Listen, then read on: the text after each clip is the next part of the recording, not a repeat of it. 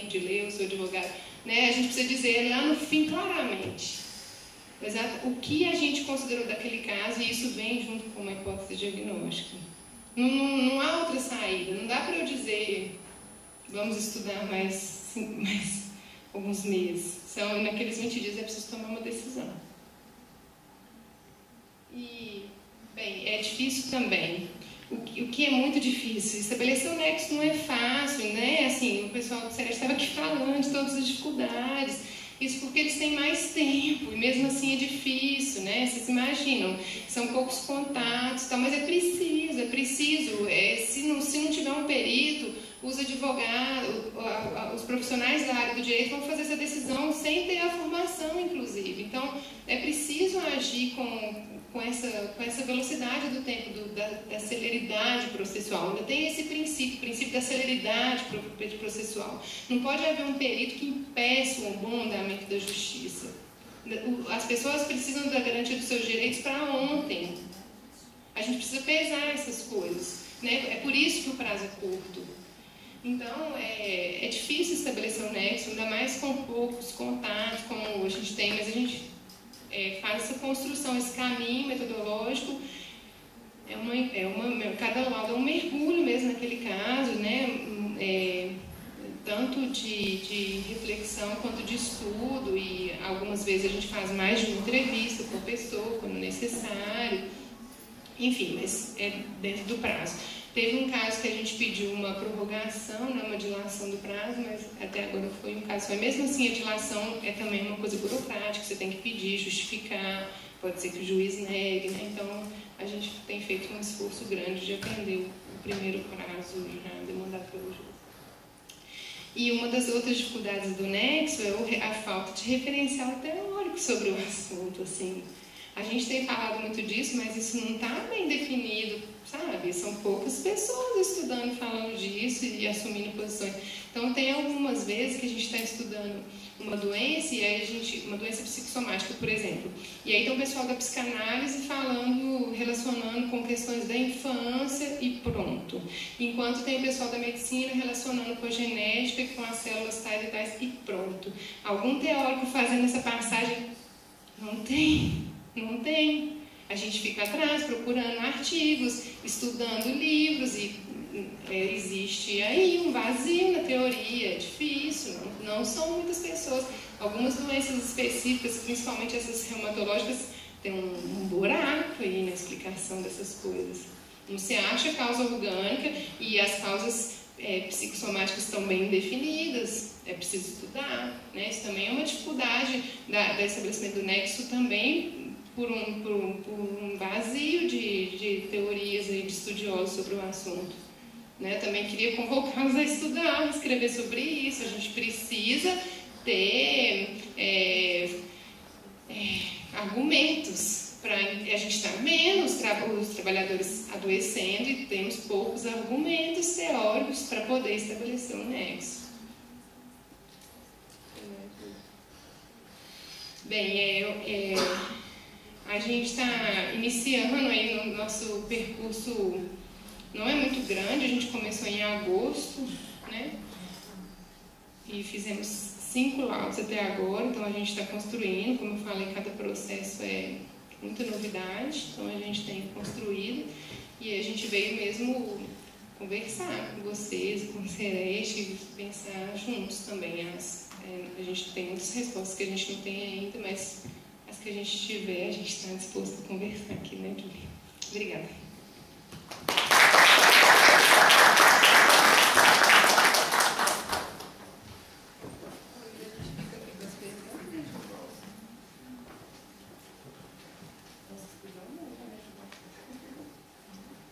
Pessoal, então agora a gente passa para as questões que vocês possam ter, tanto para a primeira apresentação, para a apresentação na palma, e para essa. Quem tiver pergunta, é só vir aqui e fazer. Eu tenho uma pergunta sobre a primeira palestra. Pode falar aqui, né? É para gravar.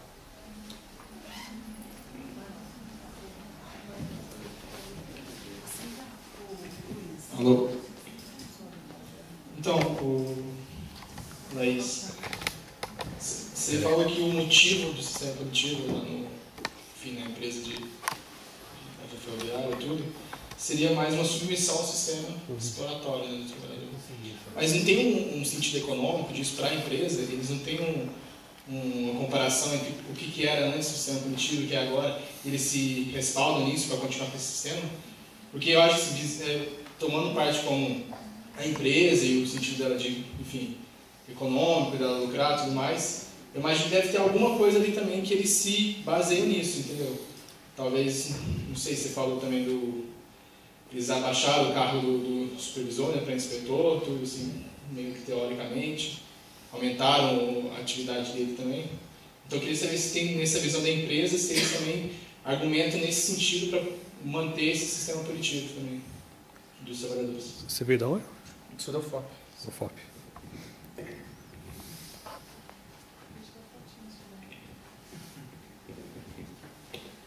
Econômico tem, né? Sempre tem. Inclusive, assim, quando eu falo do sistema explorador, ele tem a ver com os trabalhadores, quando eles se sentem pessoas que estão errando no trabalho e tem um coletivo enfraquecido, eles não têm nem muito espaço para reclamar de direitos, aumento salarial, por exemplo. Eles têm aquelas questões também de não participação nos lucros e tal. Quanto à função do supervisor para inspetor, não teve uma alteração salarial assim, significativa. Não, nesse caso não. Mas, assim, o que a empresa fala disso? A empresa tem um documento de domínio público falando que depois dessa ferramenta tudo melhorou. Quando eu falo com vocês que não existe neutralidade nos dados, não existe mesmo, né? Assim, eles fizeram pesquisas lá, estatísticas e tudo melhorou. A taxa de acidentes caiu e está tudo ótimo, assim. Só que, sabe, não é isso que os trabalhadores estão relatando. Como estão se medindo acidentes? Do que a gente está falando? Como eles estão medindo adoecimento? Então, existe assim, os meus dados, eles não correspondem ao que a empresa diz oficialmente, mas quando eu mostro isso para os gestores, eles ficam bem preocupados. Também parece que não houve um estudo qualitativo, parece que o meu é o primeiro, né? Então, houve um levantamento estatístico. E que tipo de dado entrou nessa estatística? Então, eles têm uma versão oficial de que tudo melhorou, mas, né, quando a gente vai mesmo ouvir as pessoas que estão ali, inclusive aquelas que estão desde a época da rede, quando isso não existia, elas estão dizendo que a coisa ficou muito pior. Então, assim, questões econômicas com certeza são atravessadas. E a minha conclusão é principalmente essa, são os trabalhadores que estão ali sendo convencidos de que eles são ruins e que erram, eles têm muito pouca possibilidade de requerer, de reivindicar, né? E de transformar a situação de trabalho. Eu vou te dar um exemplo simples, assim, não é uma empresa que tem pouco dinheiro, é muito comum as locomotivas não terem ar-condicionado, é muito comum as pessoas, não sei por que raios, jogarem pedras nos maquinistas, existe uma cultura de apedrejamento de locomotiva, e aí é proibido pelo regulamento andar com a janela aberta. Agora, os trabalhadores fazem jornadas de 15 horas, ficam parados com a locomotiva horas sobre o sol, e a solução que a empresa dá é essa, de puni-los, porque eles fecham a janela, em vez de colocar uma grade, que deve custar, sei lá, quantas misérias para a empresa, um ar-condicionado que seria um mínimo de dignidade para alguém que está horas sobre o sol, 15 horas sobre o sol, né? Então, claro que tem questões econômicas que atravessam essa solução, né? E o trabalhador que está ali sendo punido, ele não está reivindicando grade, muito menos ar-condicionado, ele está tentando fechar a janela rápido quando o inspetor o vê de janela aberta.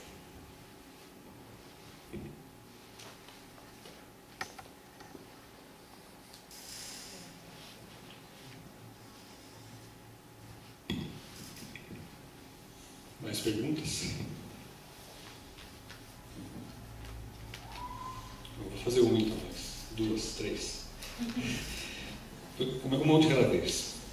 Primeiro é o seguinte, em relação à sua primeira apresentação, você mencionou no slide que teve como referência a ergonologia e psicossociologia, mas na apresentação você também falou da clínica da atividade da ergonomia. Então, é só uma pergunta assim, se você consegue, na apresentação, na análise, na construção de um argumento, você consegue diferenciar quando que você está falando de uma teoria ou outra, ou se você ou se você consegue discriminar isso, as contribuições de cada um. É simples, né? Isso é pergunta de banca, parece, né? Uai, não exatamente, em alguns momentos sim. Eu acho que essas clínicas, elas se atravessam, contribuem uma para a outra, mas alguns conceitos são específicos mesmo, assim. E quando eu falo da ergologia e da psicossociologia, é porque elas foram a principal escolha, mas essas outras teorias certamente também contribuíram para a construção da dissertação. Para mim fica um pouco mais fácil, porque o capítulo da história do trem, assim, que eu explico o trabalho, ele é majoritariamente atravessado pelos conceitos da ergologia, então fica fácil dizer aí. Só que, com certeza, quando eu falo de confrontação, eu estou falando de ergonomia, né? Os conceitos da ergologia, a ergonomia é propedêutica da ergologia, então a ergologia é o pano de fundo disso, né? A ergonomia é o pano de fundo da dissertação toda, né? A gente está falando de trabalho. Enfim, a clínica da atividade também ela tem contribuições na dissertação em pontos mais específicos, porque realmente não foi o foco, né? Não se usou uma metodologia que é sugerida pelo Iviclo, enfim, mas ela contribui principalmente em dois momentos, nesse de pensar como o trabalho do pesquisador faz uma atividade sobre a atividade, né, de como isso provoca a reflexão da atividade, e isso tanto na descrição metodológica, mas quanto no olhar das considerações finais, porque, né, é preciso entender, a partir da clínica da atividade fica evidente entender que a pesquisa sempre gera uma intervenção, porque ela gera atividade de reflexão sobre a atividade. E a psicossociologia fica mais clara também no capítulo dessa gestão punitiva, principalmente por causa do referencial teórico do Goulejat, e também quando a gente trabalha essa questão da demanda e da encomenda. Mas elas se atravessam. Algumas vezes é possível definir os conceitos, outras não. Acho que é uma pegadinha mesmo sua pergunta.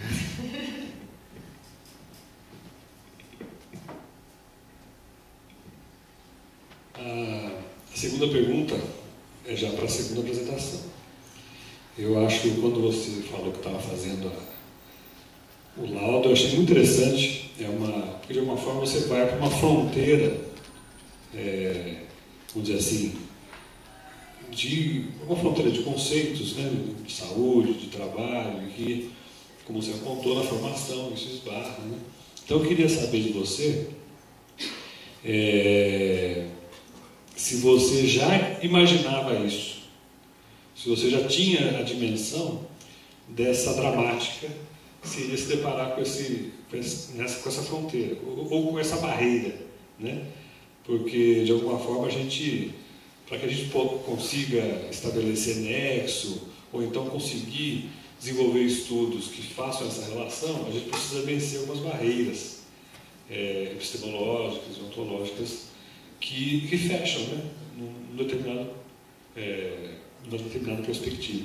Você já tinha essa expectativa, e aí como é que você fez para ir enfrentando isso? Não.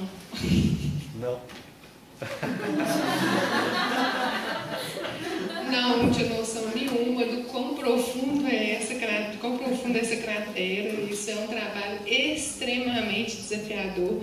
Eu tive muita sorte de encontrar a Júlia no meu caminho, porque ela me ajuda demais. A gente discute, assim, às vezes domingo de madrugada, porque o laudo é para amanhã e a gente ainda está em dúvida do que a gente vai escrever nas considerações finais. É um trabalho extremamente desafiador. Essas questões com as outras áreas, de estabelecer, de falar de hipótese diagnóstica, do prazo, da dimensão, do sofrimento das pessoas, de conseguir colocar as palavras, de tentar convencer o juiz, de ter que desconfiar que um trabalhador está tentando passar a perna. Não, a gente não tinha noção, e a gente tem realmente todos os casos nos trazem pelo menos uns 7 problemas novos. É claro, a gente está começando, foram 5 laudos, realmente, mas eu não acho que isso vai mudar daqui mais 5, sabe? Cada caso realmente é de uma profundidade, assim. Você quer falar, Júlia?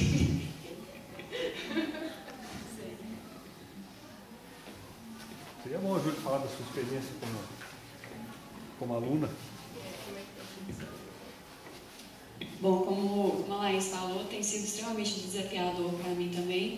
E tem sido uma experiência muito rica, justamente por eu estar ainda na graduação e já estar acompanhando esse trabalho, né, para o judiciário, principalmente por estar acompanhando a Laís e construindo essa experiência juntas. Porque desde o início a gente começou a construir isso juntas, né, Laís? Como a Laís já mencionou, a gente discute muito e eu tenho aprendido bastante com isso, tem sido uma experiência muito rica mesmo.